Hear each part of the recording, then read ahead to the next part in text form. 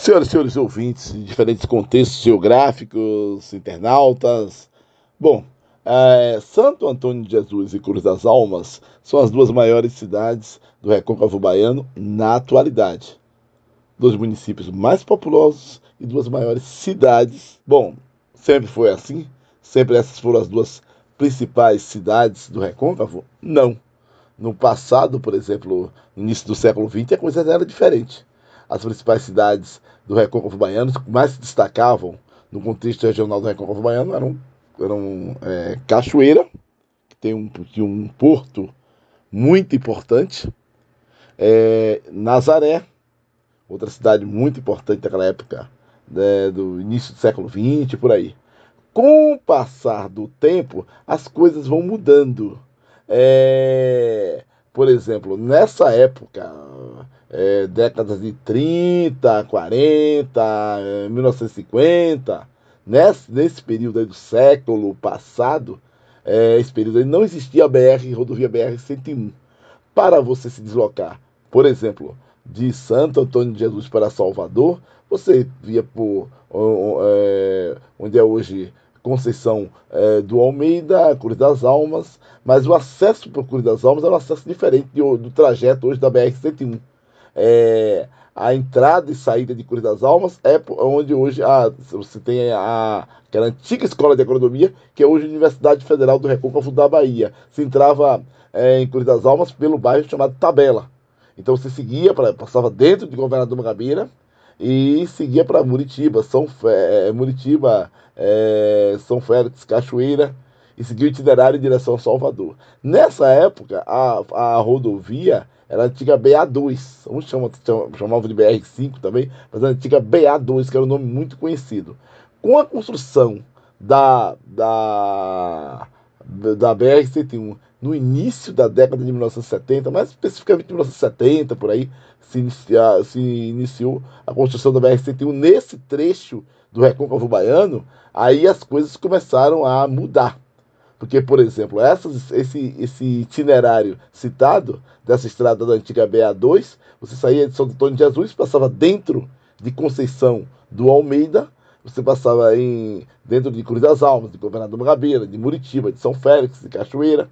Então, com o novo traçado da principal rodovia da região, a rodovia BR-101, que é uma rodovia longitudinal. O que é uma rodovia longitudinal? São aquelas rodovias que ligam o Brasil de norte a sul e que são numeradas de 101 até 199, de 100 até 199. A rodovia BR-101, rodovia BR-116, são rodovias longitudinais. A rodovia BR-101, não foi uma pavimentação de um trajeto que já existia da antiga BA2. A rodovia BR-101, ela seguiu por um outro trajeto.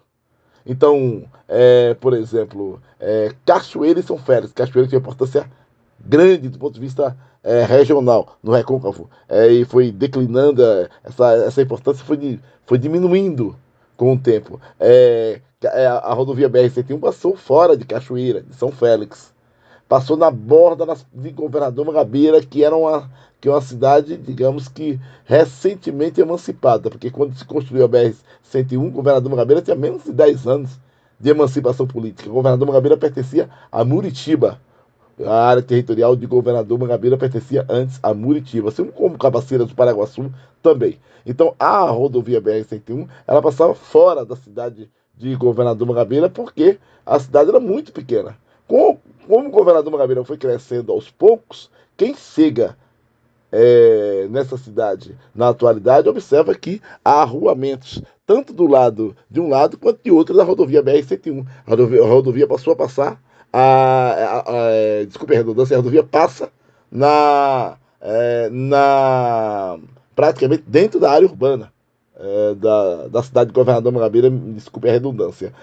Essa rodovia BR-101, ela passa fora da área urbana de Cruz das Almas. Antes de existir a BR-101, a entrada de Cruz das Almas, conhecida hoje como área chamada Ponto da Cajá, aquela entrada ali era uma área rural.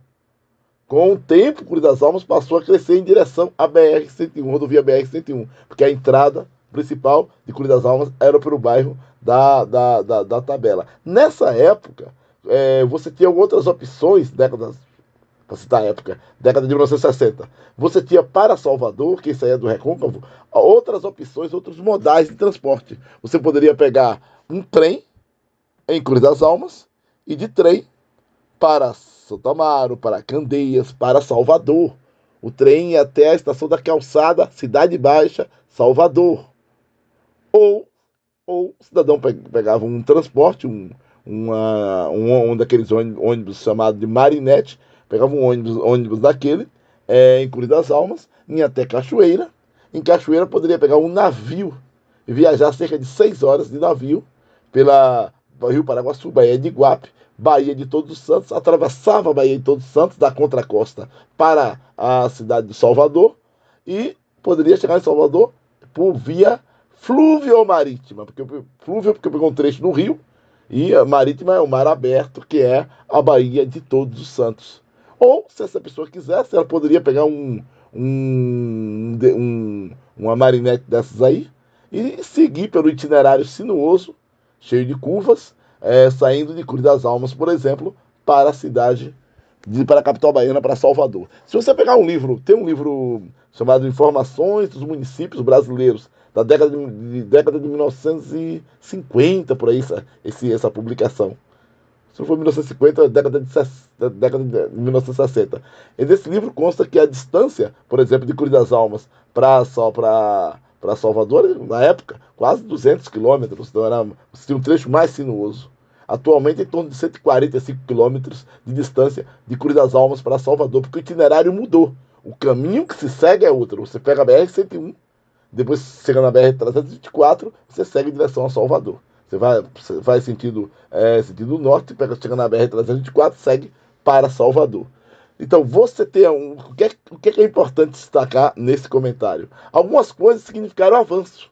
A rodovia BR-101, a pavimentação da rodovia BR-101, a dinâmica e a consolidação de Cruz das Almas e Santo Antônio de Jesus como principais cidades do Recôncavo. Só que, por outro lado, eu tenho o que pulou para trás, o que andou para trás, o que evoluiu, infelizmente.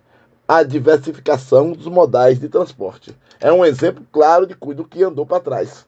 Porque você tinha um navio, não tem mais. O porto de Cachoeira foi desativado. Só tem o nome lá do logradouro, o topônimo que as pessoas usam para se referir àquela avenida, a rua que margeia o canal fluvial, que alguns chamam que algumas placas indicam lá, acho que é a Avenida Vigílio Reis, que é uma avenida que margeia o canal fluvial.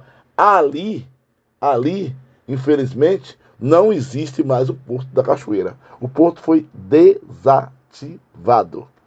Então não tem mais o transporte de navios. Por quê? Porque o rio está assoreado, com bancos de areia. Alguns trechos entre Cachoeira e Maragogipe, com o desmatamento, a terra cedeu, correu para dentro do rio. Então assoreou. O que é assorear? Entupir. O material mais leve desce, o material mais pesado fica, não dá para o navio passar. O trem de passageiros foi desativado, só tem um trem de carga, que passa lento pelo Recôncavo, e ficou só o sistema rodoviário. Então, infelizmente, esse é um ponto negativo, que é o comprometimento da diversificação dos modais de transportes, ou seja, de opções que o cidadão poderia ter, que o cidadão poderiam ter para se deslocar até a capital baiana. Então, é isso aí. Então, o que tem que se fazer é se reativar esses diferentes modais de transporte, como, por exemplo, um navio, na navegação fluvio-marítima, e o trem de passageiros. Mas é um assunto para um outro comentário. Saúde e paz, até a próxima.